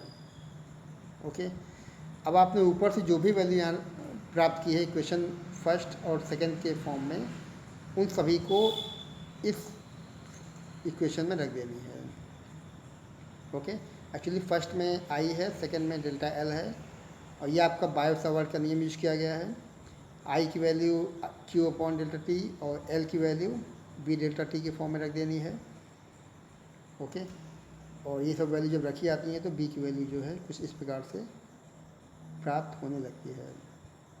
Okay, delta T यहाँ से कट जाएगा और बाकी कुछ नहीं कटेगा, बाकी जो बचेगा वो कुछ इस प्रकार से अवशेष रहेगा।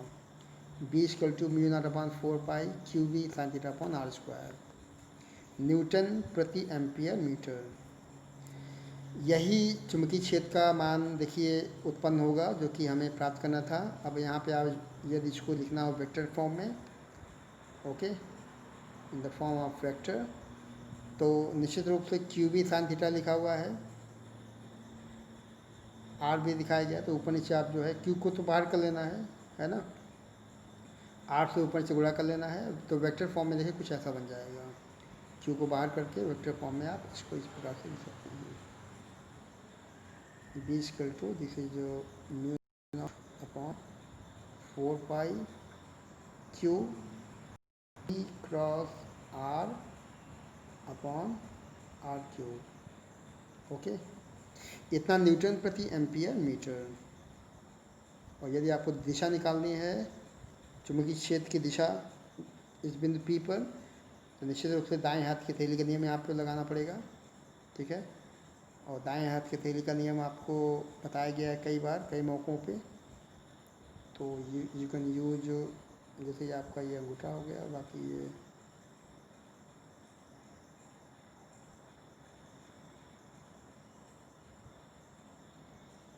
ओके, ये क्या था, आपका करंट आई था, और ये बिंदु P हो जाएगा।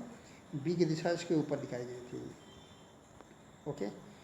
दाएं हाथ की हथेली के नियम के अनुसार चुंबकीय क्षेत्र B की जो दिशा होगी, कागज तल के लंबवत ऊपर की ओर हो जाएगी। यदि आवेश Q निगेटिव में है, तो निश्चित रूप से चुंबकीय क्षेत्र की जो दिशा होगी वो कागज तल के लंबवत नीचे की ओर प्राप्त होती है, ओके। यदि बिंदु P आवेश से बाईं ओर हो, तब भी चुंबकीय क्षेत्र की दिशा कागज के तल के लंबवत नीचे की ओर ही बनेगी। तो ये निष्कर्ष हो जाएगा। ये फॉर्मूला आपको दिमाग में रखना है, कभी कभी केवल फॉर्मूला लिखने को आता है, ओके। तो आपको जो हेडिंग पड़ा था, हेडिंग के भी यहाँ पे क्वेश्चन बन जाएगा, और ये एक्चुअली इसका फॉर्मूला वेक्टर फॉर्म में कभी कभी पूछ लेता है, तो ये आपको देख लेना है, ओके। तो निश्चित रूप से magnetic effect of electric current, इसका आप आनंद उठा रहे हैं। और आज आपने कुल मिला के 4 जो प्रूफ हैं, 4 सूत्र का निगमन है, वो आपने देखे हुए हैं, ठीक है ना। अब इसको आप तैयार करें, और कोई अगर दिक्कत आती है तो क्रॉस क्वेश्चन करें, ओके। लेकिन जब तक आप खुद से प्रयास नहीं करेंगे, और प्रूफ हैं, बिना प्रैक्टिस के आप इसका निगमन कर नहीं सकते हैं, ठीक है। तो ये आपका देखिए आज पार्ट 2 यहाँ पे ख़त्म होता है, ठीक है। अब अगला पार्ट 3 के लिए तैयार रहिए। पार्ट 3 में देखिए इसके आगे के जो कुछ प्रूफ हैं, कुछ कॉन्सेप्ट हैं, मैं उसको आपको बताऊंगा, ओके। तो बहुत बहुत धन्यवाद विद्यार्थियों, आप सभी ने वीडियो को देखा। Thanks for watching my video. और इसी प्रकार से आप ज्ञान का अर्जन करते रहें, because knowledge is the power, okay. Okay, thanks a lot of thanks to all of